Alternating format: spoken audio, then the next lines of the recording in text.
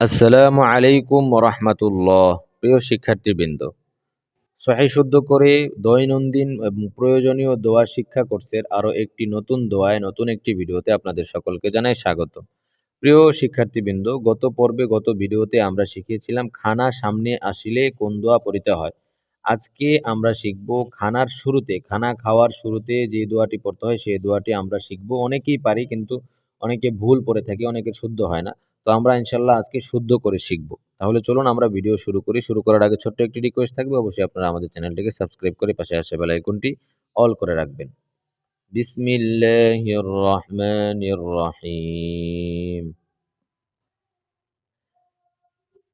খানা খাওয়ার শুরুতে এই দোয়া পড়তে হয়। কোন দোয়া?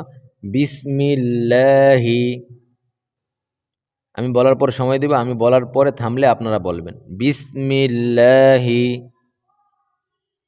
ওয়া আলা ওয়া আলা বিসমিল্লাহি ওয়া আলা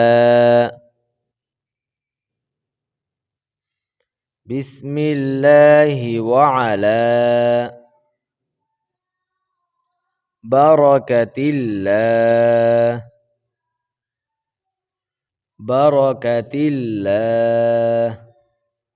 বারাকাতিল্লাহ যেন না বলি, ঠিক আছে? অনেকে বারাকাতিল্লাহ বলে, বারাকাতিল্লাহ না, বারাকাতিল্লাহ, ঠিক আছে? বিসমিল্লাহি ওয়া আলা বারাকাতিল্লাহ। আবার বিসমিল্লাহি ওয়া আলা বারাকাতিল্লাহ। আবার বিসমিল্লাহি ওয়া আলা বারাকাতিল্লাহ। এভাবে আমরা ১০-১৫ বার পড়লে কিন্তু আমাদের যে ভুলটা রয়েছে বারাকাতিল্লাহ ওয়া আলা বলে, তো এই ভুলগুলো কিন্তু আমরা শুধরে নিয়ে এবং সুন্দর করে পড়তে পারবো। যেহেতু এই দোয়াটা প্রতিদিন আমাদের প্রয়োজন হয়, তাহলে এই দোয়াটা কেন আমরা অশুদ্ধ পড়বো? আমরা শুদ্ধ করে ইনশাআল্লাহ সুন্দর করে পড়বো।